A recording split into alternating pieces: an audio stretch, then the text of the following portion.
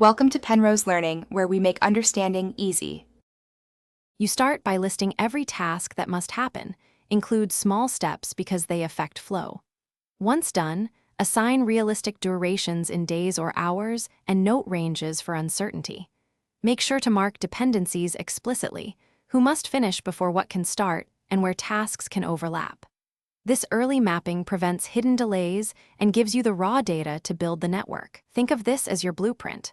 Accurate items and durations yield a usable schedule you can analyze next. Now you convert the list into a network diagram. Draw nodes for tasks and arrows to show dependencies. Once the diagram exists, perform a forward pass to compute earliest start and finish times. This tells you how early work can proceed. Next, perform a backward pass to find latest start and finish times without delaying the project. Once both passes are done, you can compute slack for each task. Low or zero, slack highlights where attention belongs and where sequences form the critical path.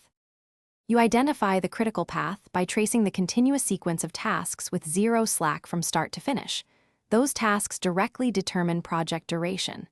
Once identified, sum their durations to get your minimum completion time and monitor these tasks daily. If a delay appears, reevaluate dependencies and reassign resources to recover time. If that fails, adjust scope or schedule. One troubleshooting tip: if unexpected overlaps or floats appear, check for input errors in durations or